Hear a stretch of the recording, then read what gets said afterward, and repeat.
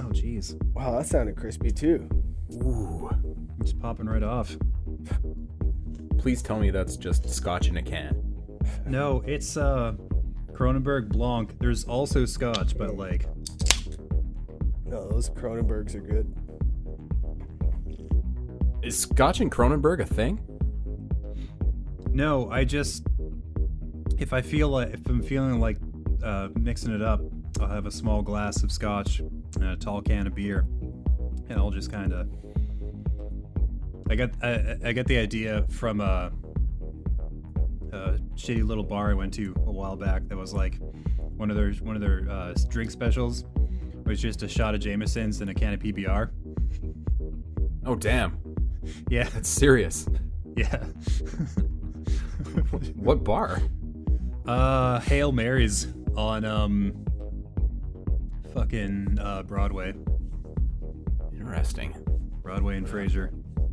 My former boss runs it, and it's full of like weird religious paraphernalia that he collected and like VHS tapes and shit. Oh my god. That sounds amazing. It is kind of a cool bar, actually. Yeah. Never mind the Jamesons and PBR.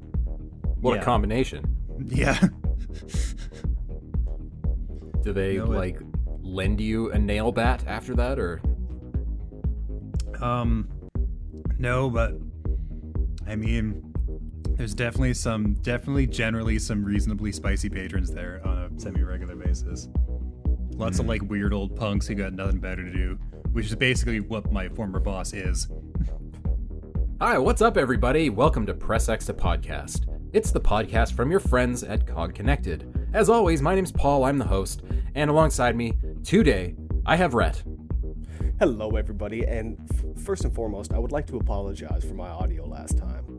I was reviewing the PDP Gaming Level 40 color block stereo headset for the Nintendo Switch, and good audio quality, but the mic, throw it in the trash.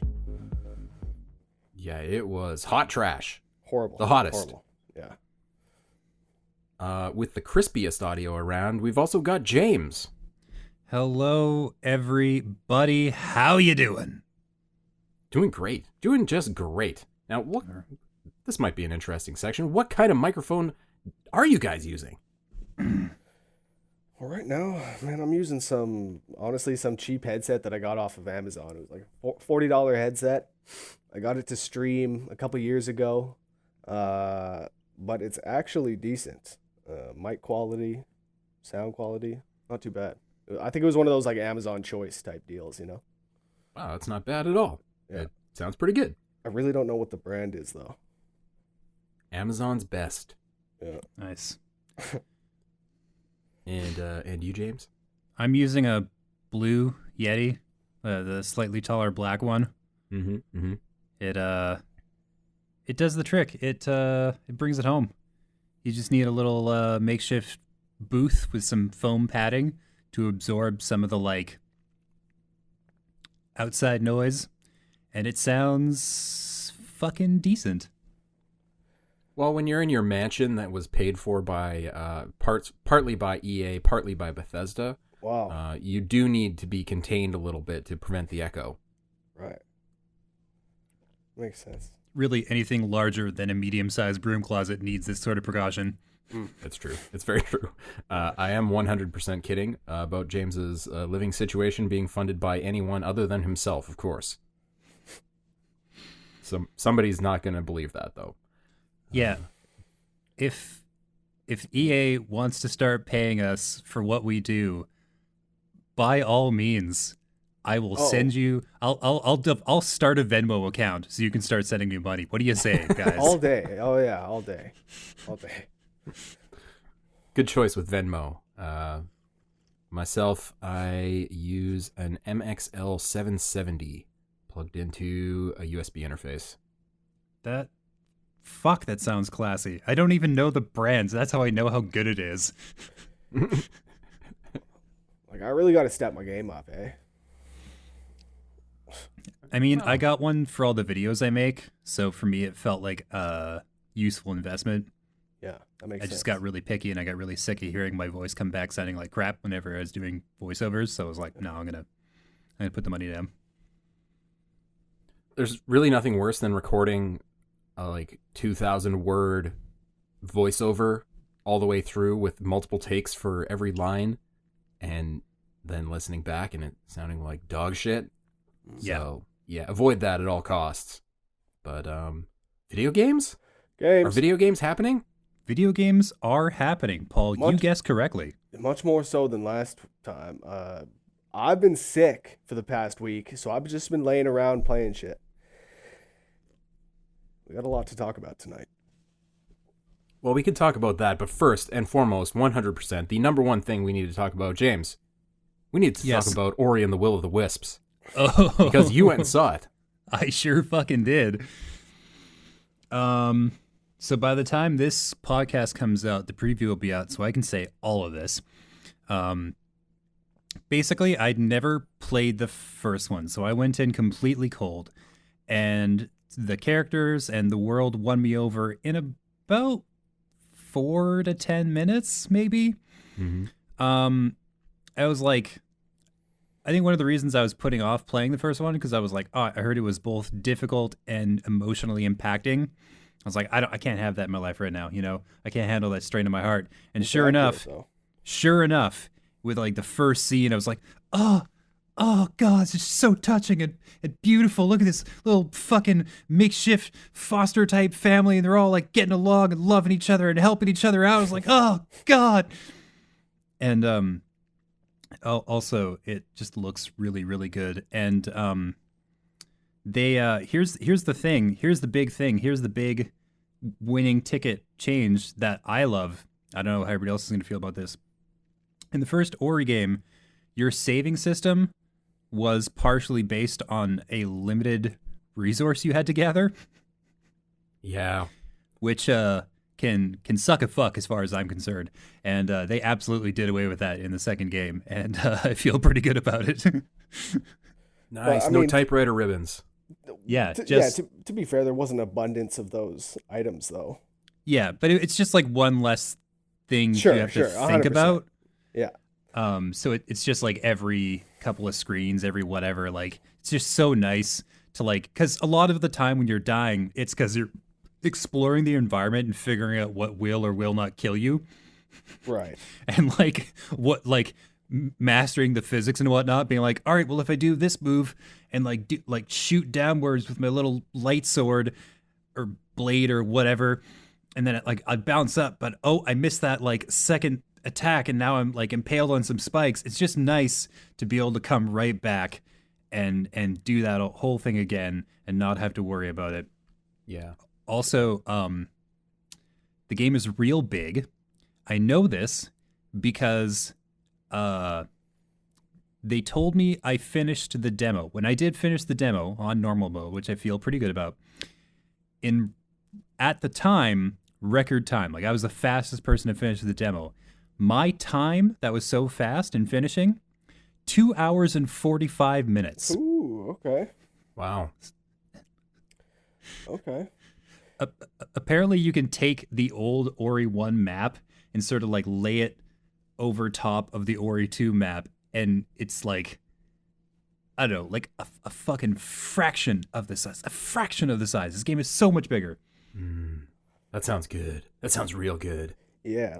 So I wonder if you're moving around a lot faster than you are, or at least there are ways to move around a lot faster in the second one to help cover as much ground. Well, you've got the owl, whom I immediately fell in love with and will fight to the death to defend. Yeah. With her little broken wing and shit.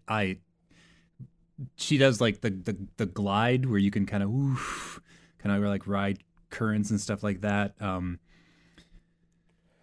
I can't wait to see your lower back tattoo of the owl saying "woof." Yeah. Honestly, I've never found myself having any problems quickly moving through the space. Like it's just like there is some backtracking, but it feels pretty organic, and it was never like I never really felt all that lost. And on the occasions when I did, it was pretty easy to reorient myself. It's funny because that sounds like they fixed every problem from the first one. All that stuff that you mentioned, there were little bits of that all throughout the first one. Easy to get lost. I think the first one did still have a bit of a flow to the movement. Like you would get on board with it and start to be able to roll. Oh, he was very intuitive. Yeah, or he's very intuitive. When I played it a couple years ago, I definitely found that with this one as well, that after a couple minutes with a new skill or something, you're really rolling them all together. So despite it being challenging, it's really easy to roll everything together and use all your skills to do the ridiculous things they want you to do and the things they don't expect you to be able to do right away to get collectibles and things like that. So I'm really stoked about there was this kind of embarrassing moment when I was talking to the devs where I was just like, oh, this bash move I think is so amazing. It's such an amazing move. And they're like, yeah, that was in the first game. I'm like, so it was. I think I was very upfront with them. Now that you've kind of been acquainted with the world, I think you really need to go and just play the first 10 minutes of the first game. Yeah, just to see how far they've come. Mm-hmm. Yeah, well, I told them up front. I was like, even to YouTube, just the intro, because it's. I'd be curious your thoughts on the intro of that versus what you played, because that first Ori intro is, it's something. It's really something. I'm not going to spoil it for you. But yeah, when does that come out? Like 2 weeks? March 11th. Ooh. All right. Full preview on the site, I assume. Yep. Cool. There'll be a video going up and an article going up, and that's going to be on the 26th, which I believe will be now when you're listening to this. Or before. I'm going to endeavor to have this podcast up on the actual 26th, so that'll be good. That'll be real good. Rhett, what have you been playing, Mr. Sicky Man? Yeah, Dreams. And after finishing that, or not finishing reviewing it, I moved on to Infliction on the PS4, and pretty mediocre, honestly. Infliction's pretty mediocre, but Dreams has been nice. Why don't we start with the mediocre then? Yeah. Tell me about Infliction. What is that? Yeah, it's this game where you play as you're kind of like this nameless dude. You're trying to figure out who you are and where you fit into the story. And it's not really spoilers because, you figured this out very early on. But basically, it seems like you're not a good person, or you're not there was a murder that took place. I'll say that, a murder, and you're possibly responsible for it. And yeah, the game is about that. It's like you're working your way through this creepy house. This spirit is haunting you essentially. But it's very run of the mill, if you've played any first person horror game where you're just kind of interacting with the environment and trying to work your way through, whatever setting they got you in, then you've played this game. This one's really a dime a dozen. And not to say that it's not well made. The audio is actually quite good. Some of the voice acting is not so good, but then some of it is actually quite compelling. So yeah, I don't know, it's just run of the mill. That's really all I got to say about it. Run of the mill. My review for it will be up soon enough, I believe, but yeah, it is what it is with that one. That's a bit of a shame. The trailer looked pretty interesting. It looked like it had maybe some legs. The trailer made it seem like it was kind of in the style of one of these old grindhouse films, with elements of Tobe Hooper, but it's not like that at all. Yeah, I started playing it and I was quite disappointed from almost the very start. And the trailer made it seem like one thing, and It's pretty much pretty much nothing from the trailer is what you get when you're actually playing the game. I don't know. Sad trombone on that then. Yeah. Happy, excited trumpet, Dreams, because your review made me want to go get this right away. Yeah, Dreams is really cool. What I really want to stress with this is that if you don't want to make a game, it really doesn't matter. You probably don't need to run out and get the game now if you aren't interested in building something. But yeah, like there's something for everybody here. Truly, there's something for everybody. Again, if you just want to play stuff, wait 6 months or wait even a year. And like, there are so many creations that are in their early infancy right now, but they show so much promise. I promise in 6 months, in a year, there will be like fully fledged games, like anything that you want, There'll be a fully fledged game that'll be better than a lot of stuff that comes out nowadays. That's one thing with it. I'm continually impressed by like visuals, audio, even animations, like things. Sure, a lot of things look janky right now, but if you dig through some stuff, you'll find stuff that actually looks really smooth and really well animated and stuff that seems like people have put countless hours into already. That runs really well. So two questions for you, Rhett. Mm-hmm. One, do you think this will be fertile ground for like amateur game jam type gatherings where people can be like, all right, we're going to make something in Dreams. We're going to do it in like 3 days, after like some people learn the engine or whatever? Yes, it definitely lends itself to collaborations.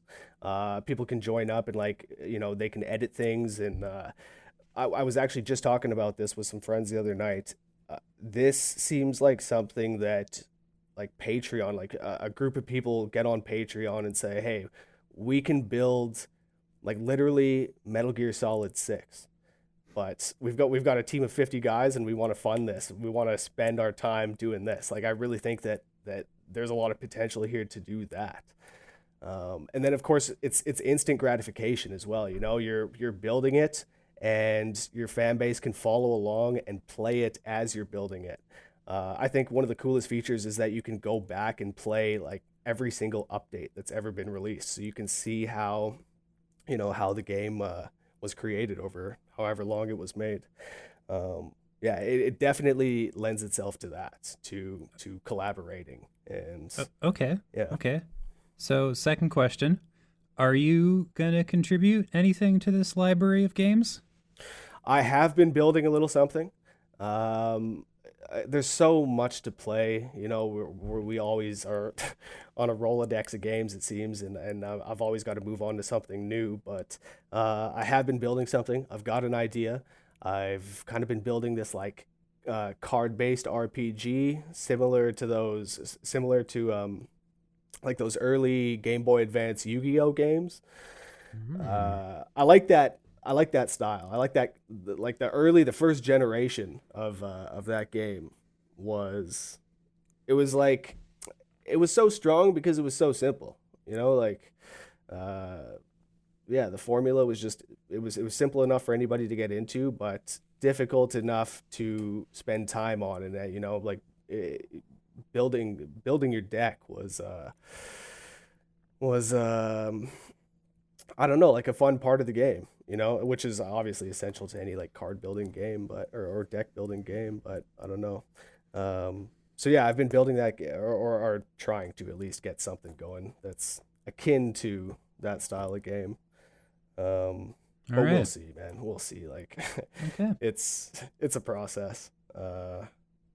Like we were talking about collaborations, and I would certainly have to collaborate with some people. If I'm doing a card-based game, I'm gonna need artists for those cards. Yeah, there's a lot that I think that I could get a grip on. Dreams does a really, really nice job of walking you through everything, and it's easy to pop in and out of tutorials and find the information that you need. But it's a steep learning curve, and If you stick with it, you'll be rewarded heavily. But you know, it's the building side. I can certainly see why it wouldn't be for everybody. I got a question for you. Yeah. And this was one of my big critiques of the Little Big Planet games. People built some amazing things in those games, but they all kind of felt the same because the physics felt the same. Mm-hmm. What are the physics like in Dreams? Well, I mean, like you can make them what you want them to be. I think that a lot of the stuff right now does feel kind of samey, but I think that that's because not a lot of creators have like, you know, a firm grasp on the physics engine or the physics tools. There's a lot of sliders. There's a lot of moving parts, and yeah, I think I think that with time, we're gonna see games start to feel different. You know, your RPGs will feel much different than your first-person shooters. So I think it's all with time. You know, I really think it's all with time. This will become.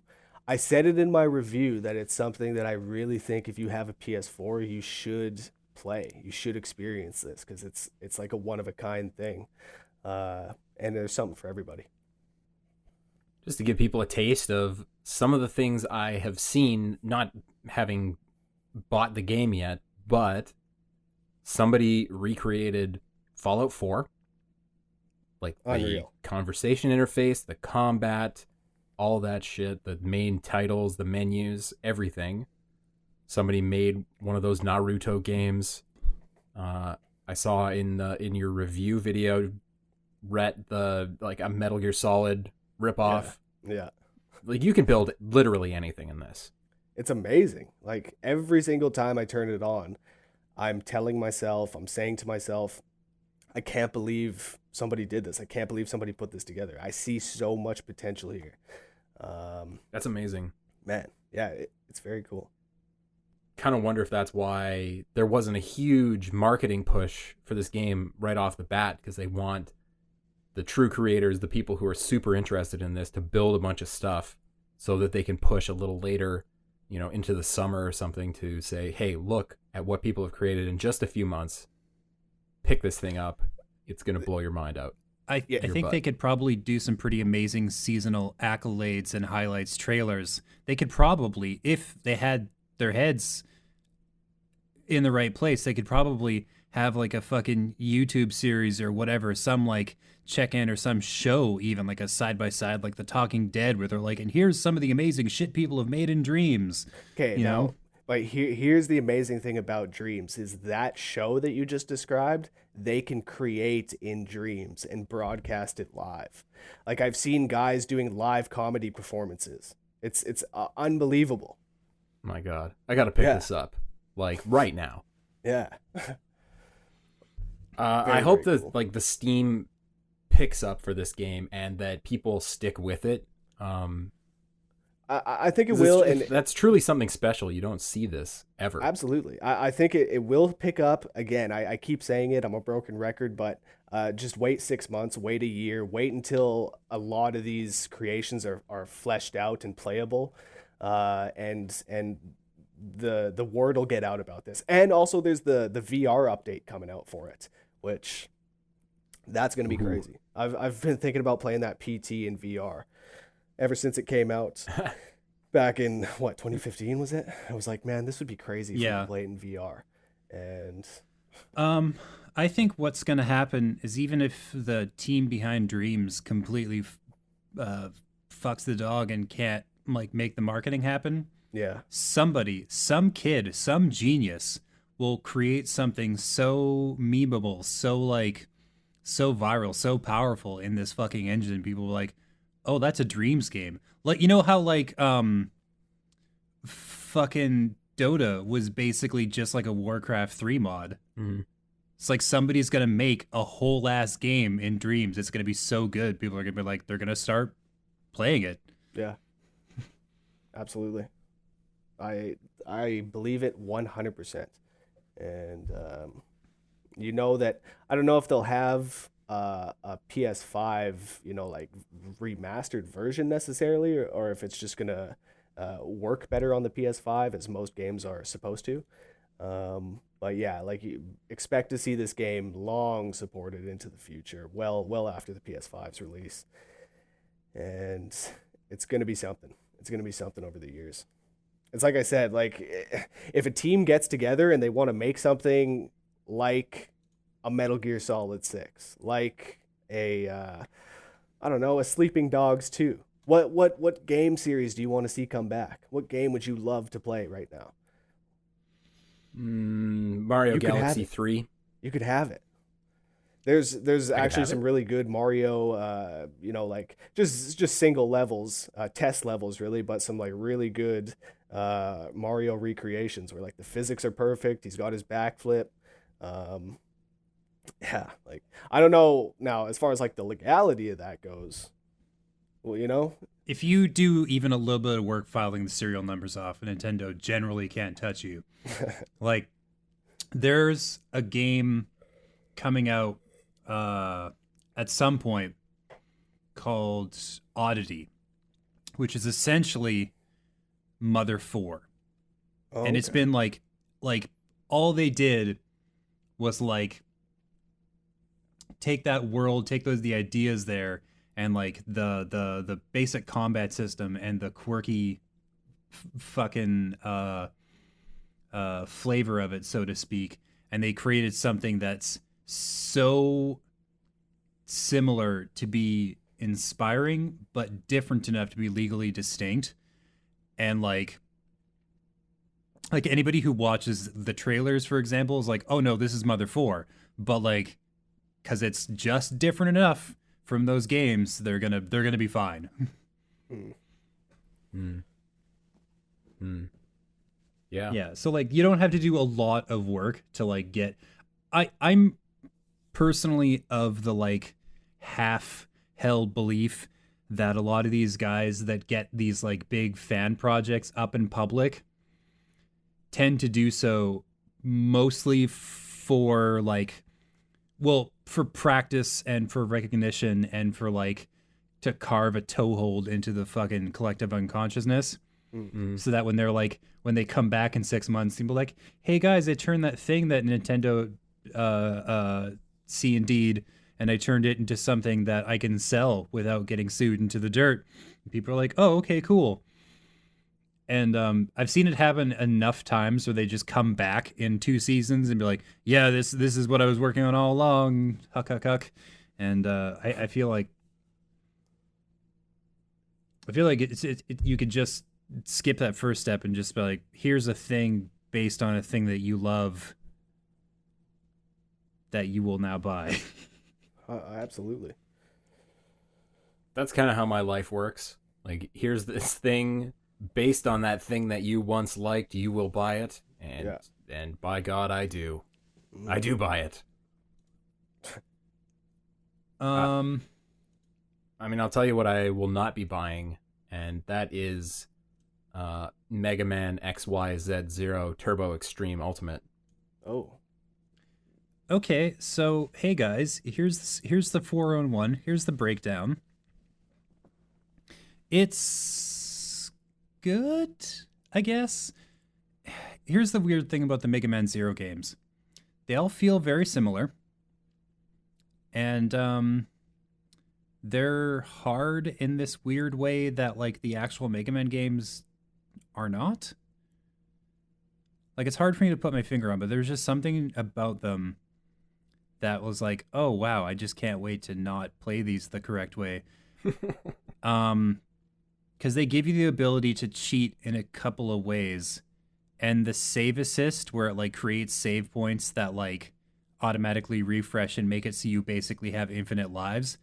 That's just like a necessary fucking feature. You can't finish those games otherwise. They are like, I've been saying that for deeply years. busted otherwise. Mm.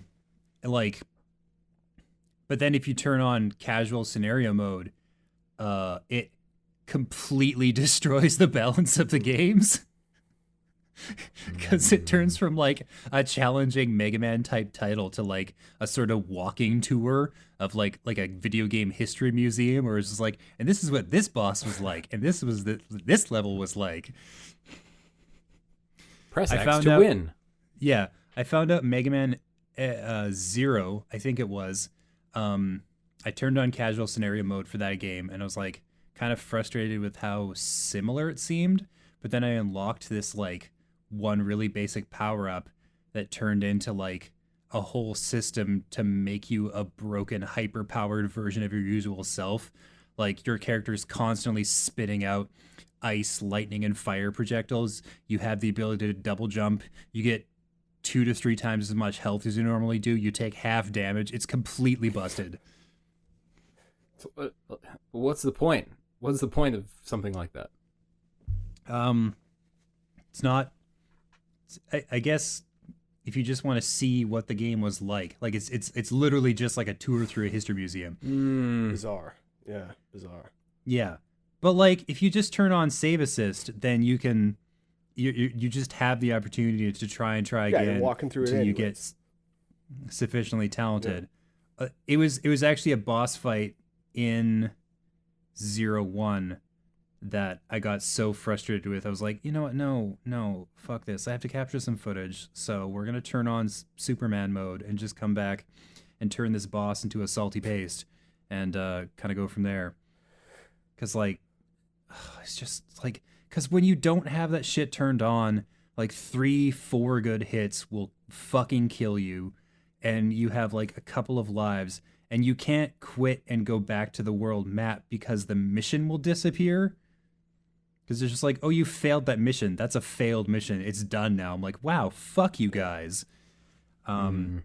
So like, it's kind of hard to find that middle ground. But on the flip side, the sprite art is still really great, even if it looks just not right on a 4K television.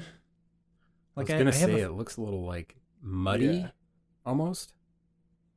Like it melted. Like it was wax and it melted a bit. My video, I have a filter on for about 60% of it, which like blends the textures a little bit, which looks better on a bigger screen. But if you're watching it on like your phone, like watching the video, or like on a tiny computer monitor, the no filter version looks way better. So like you switch between one and the other depending on the size of your television. Interesting. But yeah, like if I'm playing on my 50-inch or whatever, it just looks wrong. It just looks so wrong because they're Game Boy Advance games. And no matter what kind of like scaling wizardry you do, it's not going to look right. What is this game actually called? The Mega Man Zero ZX Legacy Collection. Right. Mm-hmm. Nice simple name. Way to go, Capcom. Yeah, I'll definitely remember that. Yeah, because it's blending 2 different game series into one, which is still ostensibly basically the same game series. Because you just like play random asshole who gains the powers of Zero and uses them to save the day from some other random assholes. The story doesn't matter and I don't care for it. It's the action and the art that I'm really into, and they're good. I think the story of Mega Man in general is the reason they were never able to take it past what it is and, turn it into some The Witcher style 3D open world giant game. The story just wouldn't hold up. No. Well, for evidence of how much it doesn't work, you can find old OVAs and TV shows from Japan that they brought over based on like Mega Man X4 or 5 or 6. And it's like old school anime from like 97, 98, 99. And you can't turn Mega Man into a real story without it being either hopelessly childish or gutting the original source material. The only person or people who managed to successfully modernize the story of Mega Man was a band called the Proto Men. And they did a rock ballad style album about Mega Man 2. And they changed almost nothing. And they just used incredible, blistering, like 80s style rock music to fucking cover up the fact that it's about robots fighting other robots. Although, seriously, the first Proto Man full album about Mega Man 2, I highly recommend to everyone on Earth. It's so much better than it has any right to be. I thought Mega Man. The music in Mega Man 2 is pretty rad. I thought he was a little boy in a suit. Mm-mm. So that Robot. face isn't human. It's Mega Man, not Mega No. Boy. It's not Mega Boy. No, but he looks like a little boy. I thought the storyline was little boy fights grown men. No, it's Reploid designed by a kind scientist fights Maverick Reploids designed by an asshole. Okay. So I was way off. Oh, and the asshole is always an alien? Okay. Yeah, it's two mad scientists, but only one of them is human, which is why the human mad scientist machine is a little blue man, and the other guys are like rad as fuck. Ooh, fun trivia fact before we move on to something else.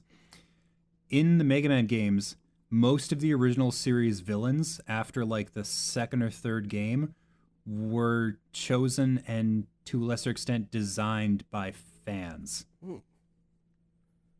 Like, people would write in, but like, oh, you should do like this kind of guy, or like you use this name or you this whatever. Like, a lot of them are like, I think there's at least a couple of games that use like fan designs, and it's pretty rad actually.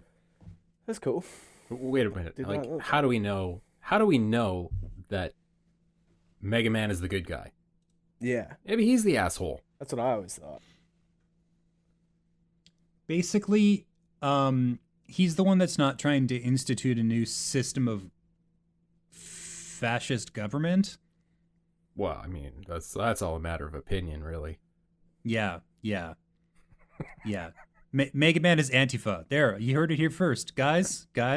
Hot take, you heard it here first. Mega Man is Antifa. I tried real hard to keep a straight face. I couldn't. No.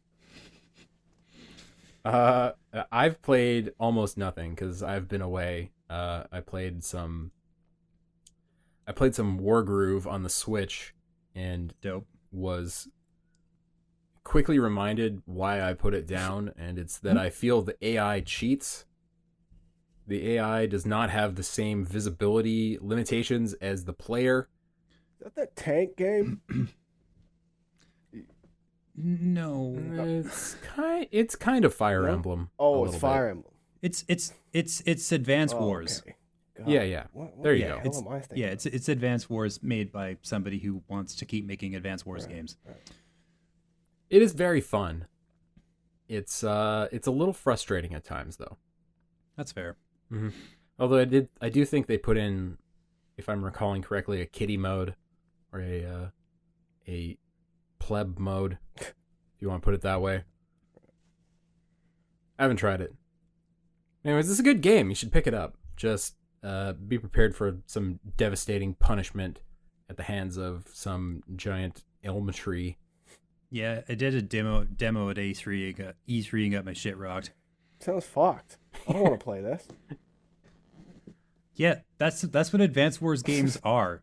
You spend the first 20 to 30 hours getting your clock cleaned by an unfairly talented AI, and then you eventually learn how to do it, or you get really mad and stop playing the game. It's kind of the only two options. See, I can deal with the challenging challenge level, the difficulty, but it swings so hard one direction to the other. At one moment, it will be teaching you about a new unit that you've just picked up. So this one turn, like, take a freebie, wipe out this enemy unit with this new unit that we've given you, and then 3 turns later, they are absolutely devastating you. Perfect. I love those games. It's tough. If you like to get worked, though, that's the way. Yeah. War is all about having your shit pushed in. Right. So just like, Are you saying get good, James? No. I mean, And just when it comes to Advanced Wars games and Advanced Wars games proxies, you kind of have to, but it's not like one of these things where there's some cadre of like hyper talented shitbags lording over your every move, being like, "Hey, how come you're not using all the deadly strats?" It's more like, learn to play chess with these new kind of pieces, or lose every game of chess. Just try not to get your shit pushed in as much. Yes. Fair. Tighten Less up, pushing. learn all the moves. Take Clench. And you'll make it through. Yeah. Speaking of hard, and hard games, I heard it too. One thing that I didn't get a chance to talk about last episode that was kind of like in my wheelhouse and on my mind and on my PC was Scourgebringer, which is basically a roguelike. It's not really a Metroidvania. It's more like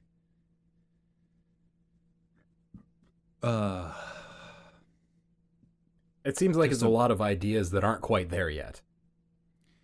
it honestly, they are. The only thing that, like, because it was a preview build that I played. It's still in early access. It's not like out like fully, but the combat controls are fucking perfectly fluid and butter smooth, and they work so well. And like, it's one of these games where you can keep yourself airborne with your attacks. So if you successfully connect with a slashing hit or a shot, then it keeps you up in the air for longer. So you can sort of like dance and glide and like zig and zag across the screen using your moves and like moving from enemy to enemy. Two problems with this. You don't have a lot of hit points. Every enemy is like laser focused on killing you. And the game is just like actually really difficult. And this is the most important part that I discovered after many hours playing. No matter how far you get in the game, if you die, you start from the beginning. God. I assume boy. the game is not very long as a trade-off, but I never finished it because fuck you. Are you kidding me? Of course I didn't. I am a single human man with human fingers, okay? Like, no fucking way.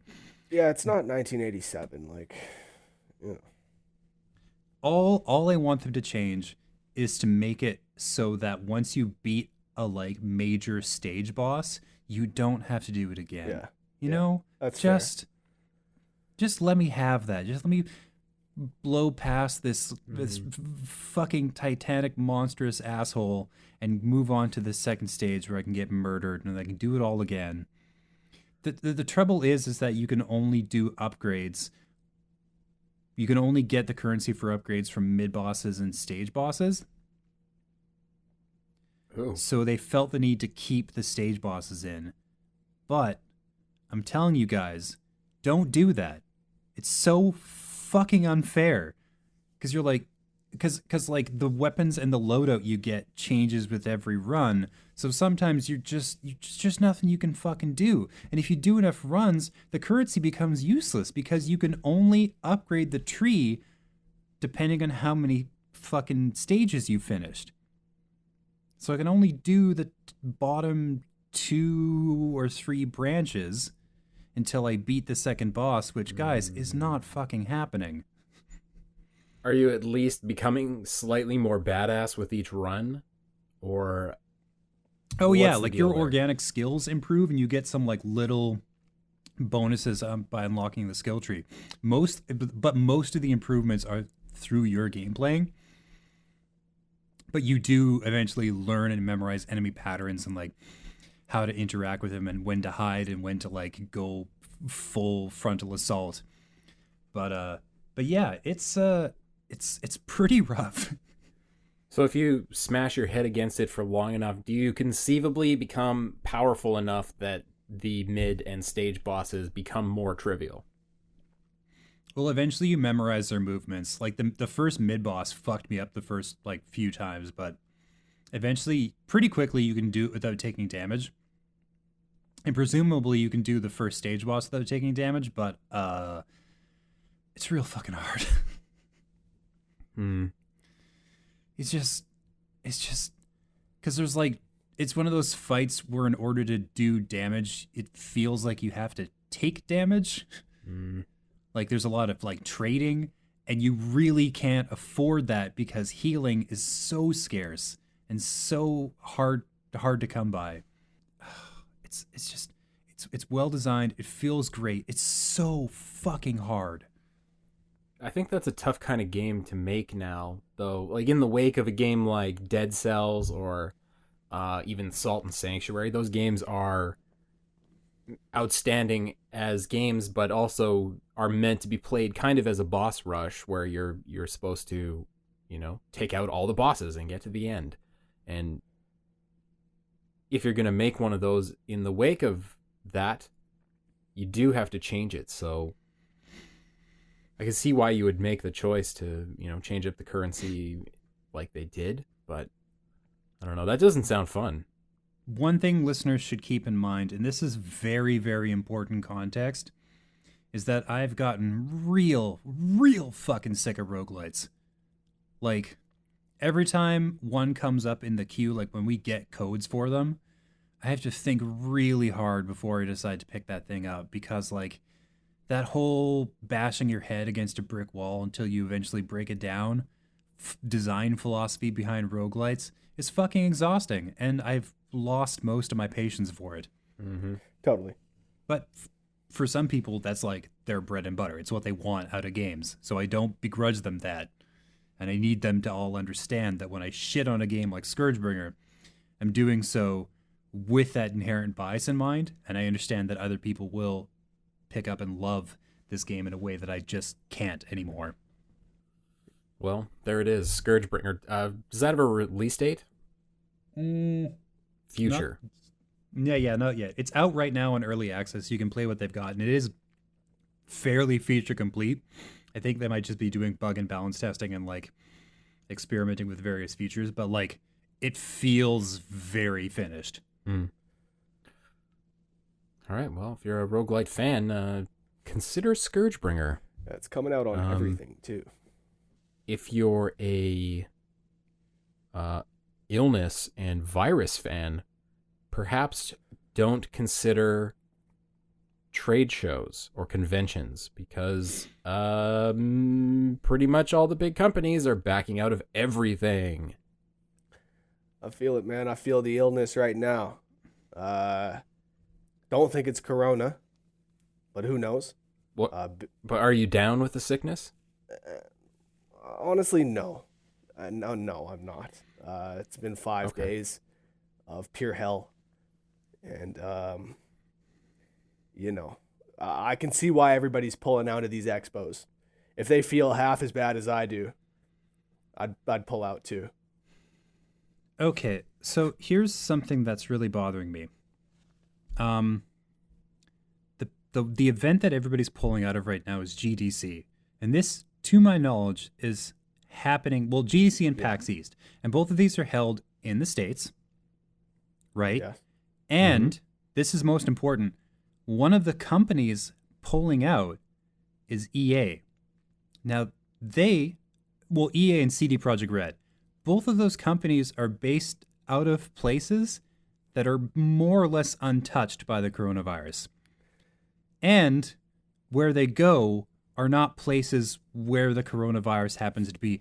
And, even more importantly, will mostly not be attended by people who have been directly exposed to the coronavirus. So, people pulling out of this event, which has at best 3 degrees of separation from people who were actually in danger of catching this fucking thing, seems kind of excessive. Question: is this just a really good excuse for companies that have wanted to bail on trade shows for a real long time to just bail on trade shows? That's what I was thinking, man. These execs, they're going to get an extra week off. Maybe they'll take a vacation. Perfect excuse. But even more practically than that, isn't just having a stream of your game that's on Twitch and, 100,000 people watch more effective than dragging your ass out to a trade show with a bunch of monitors and computers and Absolutely. having to build a demo for that and Absolutely. all the bullshit that's associated? Like, what's more effective from a marketing perspective? Yeah. And if you're known, if you're a Sony, you don't need to do anything. You don't, people are going to buy your game regardless. If you're a smaller, I mean, I don't think there's any indies that are pulling out, hey? It's looking like these events are just going to be a barren wasteland of indies, sparsely peppered throughout the grounds. I just had a horrible thought that the virus gets loose at one of these events and it just wipes out indie games. There's no more indie games. There's no such thing anymore. Yeah. Like, EA just picks up the scraps and folds them all into a team making Dead Space 4. And it's a nightmare. It's a nightmare. Yeah. Plausible. Yeah. Yeah.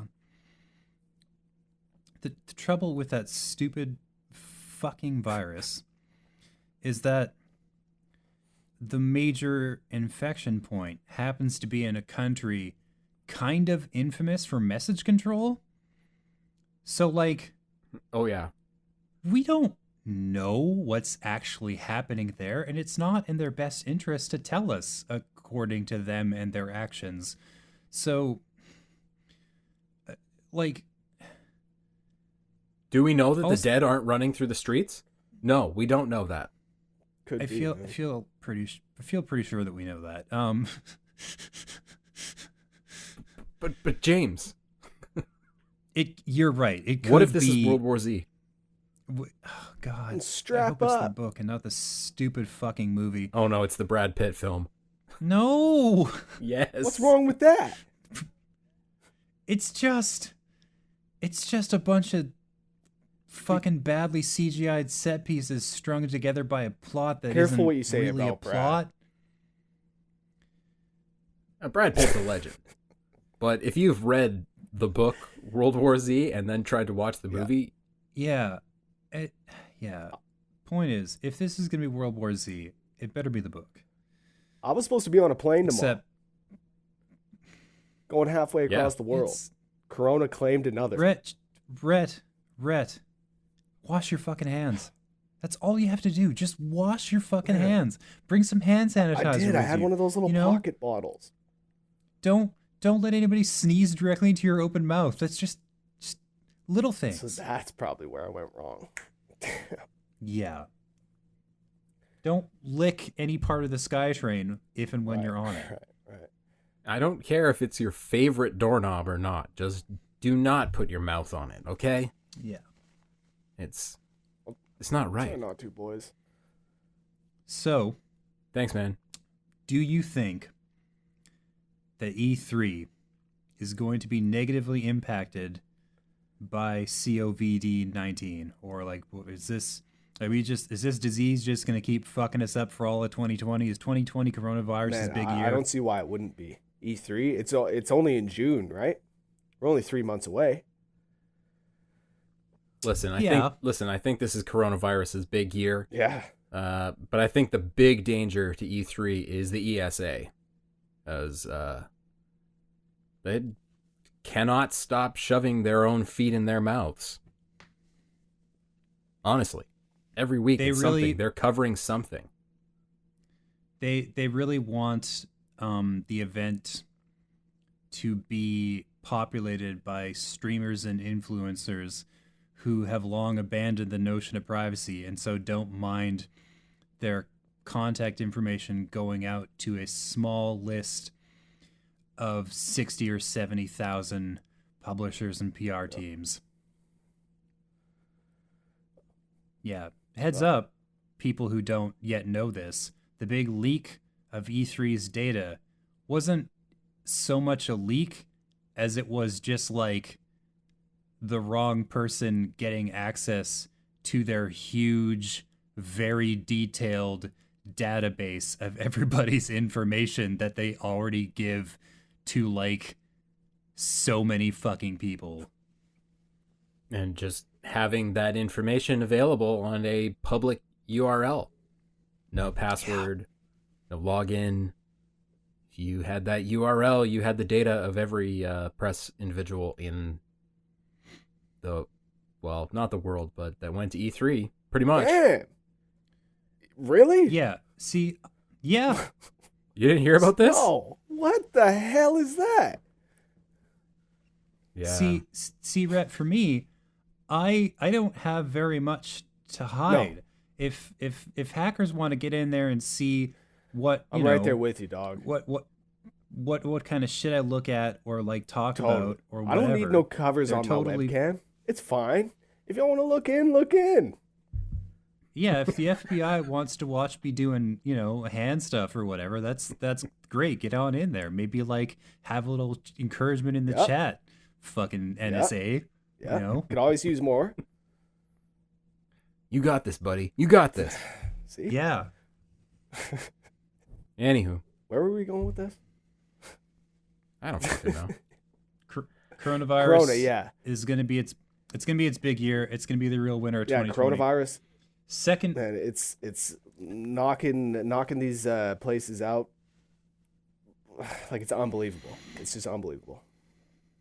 Yeah, you just wait until production of the PS5 and the new Xbox gets affected by this disease. Then people will care. I won't stand for that. I will not stand for that. So, Xbox threw down the gauntlet this week, in a sense. When they... Okay, so from what I understand, is that if you buy one version of a fucking game, they're gonna make it like compatible with the Xbox One, the new Series X version or whatever. Well, they announced this with Cyberpunk, that if you purchase the Xbox One version of Cyberpunk, you will get a free upgrade to the Series X version whenever that releases. Obviously don't think that'll be ready at launch, but they also, I don't think they specified whether or not like it's gonna be an actual remastered re-release, or are you just gonna have like a free upgrade? Like, is that how like the backwards compatibility is gonna work with the system? You essentially need to like be given access to the updated version of the game. If it works in any way other than you bought the Xbox version of this game, play it on whatever Xbox you want, and your save is in the cloud, they fucked up. Absolutely. But I think that it's just going to be like a re-release. It's just going to be a remastered. But for Xbox One owners, I guess this remaster will come to you free. And that's big news, because if Xbox... Obviously, Sony hasn't confirmed if they have the same sort of deal going on. Have to assume they don't. So if this is like a sign of things to come for Xbox and the Series X, that could be big news for Microsoft. Yeah. But, I mean, at the same time, I feel like there's this gargantuan game of chicken going on where neither company wants to say anything, and so they make as big a fanfare as they possibly can about the smallest possible details, like this post by Phil Spencer earlier this week basically said everything that was already known about this box, or at least rumored. So, they didn't play any of their cards. They're just trying to bait the other guys into coming out and saying this is the price, so they can undercut it. Right. And because that's the last thing they can really do in such a way that they can like make changes at the last minute. Because my understanding is that consoles are basically sold at a fucking loss anyway. So whatever number they decide to tack onto it, it's just a matter of them trying to either undercut or compete with the other guy, because everything else is already set in stone. So they could say whatever they want about the consoles, because it's not like they're going to fucking change it at this point. Yeah, that's true. It's just a matter of like them deciding, oh, we're going to stop being coy with the price and tell you what it's going to be. It's going to be a lot, guys. They basically are selling us a super high powered computer. So it's going to be expensive. To put it in context, I was watching a Digital Foundry thing about what Microsoft confirmed in writing about the graphics processor of the Series X, and the innards of this graphics chip are things that AMD has not even put out for computers at this point. So it is ahead of AMD's product curve, which just doesn't happen. Nope. Really? So this is probably an extremely expensive part. So if they want to sell it at any reasonable price, it's probably going to be at a loss. Yeah. I'll admit, as the days go on, the Series X is more and more appealing. Basically, if they want to make their money back, they're going to have to do it by selling us the xCloud service and whatever backwards compatibility systems and like Xbox Live. Like that's going to be where they make their money back, because the consoles themselves are just loss leaders. And I feel like PlayStation has to do the same thing. Like even if they charge $600 fucking dollars for that machine, they're not making any money. Yeah. There's no way. And I'll be shocked if the prices end up anything but on par with one another. I think 500. I don't think anybody is going above the other in price. Exactly. Yeah. No, you're right about that. We saw how poorly that did for Sony with the PS3. And Microsoft with the Xbox One. Yeah. Yep. But I think 500 is probably a fair estimate right now. US dollars? I would say so. Yeah. Yeah. But it's kind of a non-news story, a newsy non-news story.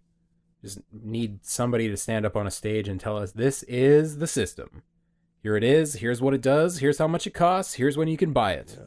And there's one underneath all of your chairs. Wouldn't that be nice? You know? This summer seems like the time to give us those deets. But I mean, I think PlayStation at least is kind of running out of time for like how much longer they have to like hold off on, concrete details. They got to have something. They got to come out with something pretty quick. Yeah. It's already March.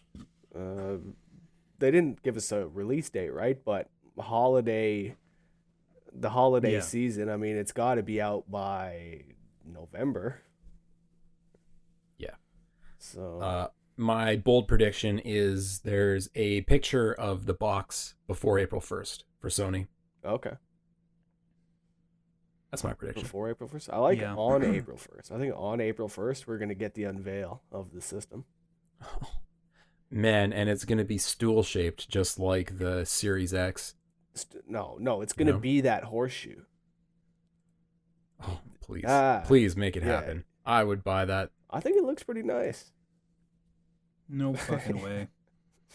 The everybody's boxes are trending in a more boring direction. Like the Nintendo Switch is the only one that's like really interesting looking. Everything else is just like, we're selling you a PC tower. We made it smaller. That's it. There's nothing else. Yeah, but the Switch itself, okay, it's just a little tablet, but the fucking dock that it comes with is just a chunk of plastic. Big gray square. Yes. Yeah. But it's interesting, It's a thing and a thing. You take the thing out of the thing. It's got controllers on the side. It's a wacky ass fucking design that no other company has even attempted, except for like kickstand on I think the back. Alienware is gonna try it, but it's gonna. Yeah, we'll see if that thing sees the light of day though. It won't. It won't. Not at all. James, do you want to talk about this Panic Art CEO who wrote down his personal journal on Twitter? Basically, it's a guy named Elias Viglione in Finland. he's the CEO of a studio called Panic Art. And he's kind of a alt-right white nationalist chetty shithead. And glimpses of this have been popping up in his Twitter feed here and there for a while. Like, you can look it up online. People have like archived it and covered it. But like about a week ago, maybe a week and a half, he had some sort of bad night where like somebody, from what I can tell, accused him of drugging a girl to like, rape her later. And this guy was from like, he's like Somalian, and this Somalian guy accuses him of this thing. And then he goes on this fucking tirade on Twitter about how these people are animals and how they all gotta be killed, and he's dropping N-bombs, and he's just like, he's talking about fuck the leftists, and we gotta kill all these people and kick them out of the country, but also murder them. And it was like, it was real bad. Like, it was a sustained 3-4 part Twitter post that was just like saying the quiet part out loud as you possibly could. And then like he deleted his Twitter account, posted an apology that was basically like, oh man, I was feeling so out of it and crazy. I slept for 48 hours. I can't believe I said that. That's not me. We should all be brothers. But like, he didn't really apologize for anything he said or did. And he didn't really address or acknowledge any of the like specific targeted threats he made towards certain groups in fucking Finland. And then that apology tweet was also taken down because it was obviously like wickedly disingenuous. So basically, the long and the short of it is, Panic Arts can go fuck itself forever. And you've never heard of their games, so this will be really easy. Don't buy their games. Like, I can't find any information on anything they've made. They've got a website, but yeah. But yeah, the apology was taken down. The rant was taken down. That guy's Twitter account was deleted. But like, you go to Reset Era or like the Wayback Machine, or like look online to different forums, you can find people cataloging this shit, because he has been like a dedicated Finnish white nationalist in various forms for a while. Boy. And yeah, probably nothing will come of it, even though something should. He shouldn't have a job or a company anymore because he's a... Yeah, but nobody's playing his bullshit anyways. Yeah, that's the one upside, is that I've never heard of these games, have no intention of buying them, don't know anybody who has bought them. And yeah, it is in no danger of making a lot of money. No. Yeah, I think the right treatment of somebody like this is just to let them go quietly into the night and not give them any more attention than they deserve, which is obviously zero. Yeah. But hey, just like be kind to your common human beings, treat others as they would want to be treated. That's kind of the golden rule. So maybe just do that in the future, you know? If this guy decides to come back on Twitter. Yeah. Try your very best not to act like a fucking fashy shithead, you know? Just really endeavor to keep that energy out of your system and out of your life, and everything will go great. So I'm really hoping this last article you got here, James, is more positive, because that would be a hell of a downer to end this podcast on. Well, here's the deal. There's a couple of games, I think they're called Devotion and Detention, and they're made by a Taiwanese studio called Red Candle. And they're just like exploratory horror games. You're wandering around abandoned in places, spooky things happen to you. It's all very, ooh. Mm-hmm. But buried in the flavor text in one poster, in one part of fucking Devotion, is a text reference to this meme comparing the fucking Chinese president, prime minister, whatever, to Winnie the Pooh. Oh, yes! Which he doesn't like, which he's not down with. So a shitload of like Chinese Communist Party devotees, plants, whatever, flooded the game with negative reviews, and eventually it was taken off Steam, and as well as the developer's other game. And then the fucking Harvard University Library decided just this week that they were going to preserve these games in their records, essentially. Oh my god. So they're up, they're there, they're a matter of public record now. So like China's attempts to fucking take them down and take them out did not work. These games, which are like almost entirely disconnected to anything like politics in the 21st century, which might have like maybe 2 or 3, I think it's two text-based references to the situation in mainland China in like one game. Otherwise, they're just horror games. Are now preserved for the public record, so anybody who wants to play these horror games can now, I believe, do so, or at least like find them at the Harvard University. That's like eerily similar to that esports guy, Blitzchung. Oh yeah, who just dropped Hong Kong Rocks in a speech after he won some tournament event, and he got absolutely destroyed. Like his livelihood was gone because Blizzard decided that he should not make money anymore and took away his prize money, took away his sponsorships, all that stuff. Yeah, they shut him down. It was unbelievable. Poor guy. Yeah.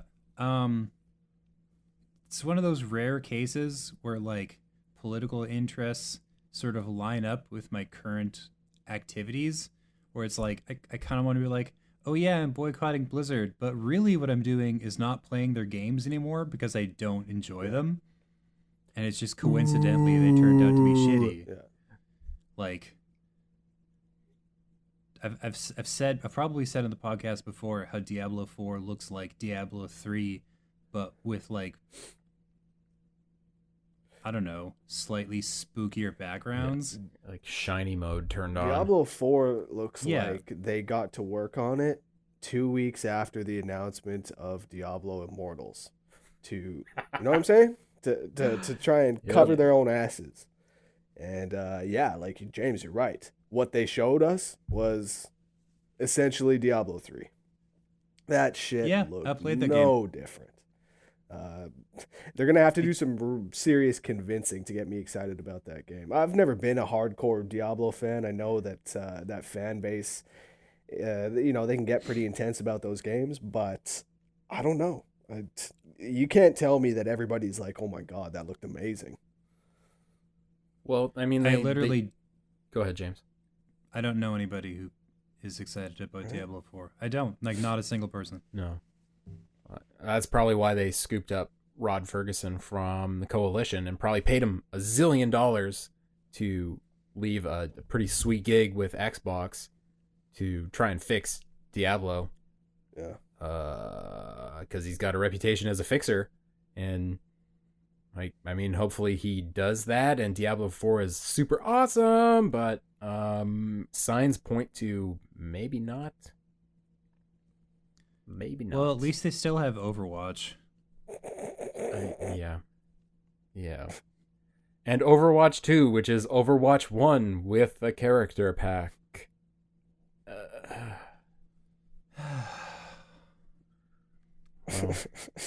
See, this is what I mean. Blizzard's making it really easy to boycott them because all their shit is garbage now. We're going to end the show on a depressing note. Yeah, thanks for putting the nice positive ones at the end here, James.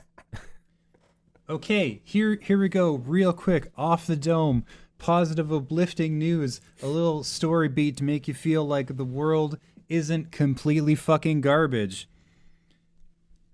How about those games coming out in March, specifically Half-Life Alyx, Animal Crossing New Horizons, Doom Eternal, Persona 5 Royal, fucking Grand Blue Fantasy Versus. Oh, yeah. Ori the Will of the Wisps. This month is going to rock fucking face. It's going to be so good. Some good stuff coming out this month. No doubt. Insert that amazing 4-panel Vince McMahon meme here. Wow, yeah. Where he he's, falls like, back falling in his off the chair. Yeah, Yeah. that one. Oh, Vince. It's a good one. Yeah, we're gonna cover all those. All that stuff's gonna be all over the site, all over the YouTube, and all over this podcast in a couple of weeks when we're back. In 2 weeks' time for episode 3.5 of Press X the podcast. Thanks very much for listening, everybody. James, thank you for bringing that positive, uplifting news to this podcast. Just a little dash of sugar. Health and medicine go down. You're a beacon of sunshine among an endless night, my friend. That was nice. And Rhett, Yes. I want to thank you for bringing a half-decent mic to this podcast this Yeah, time. I sound a lot better, hey? I know. And hey, Amazon's choice, baby. $40 right here. Grip it and rip it.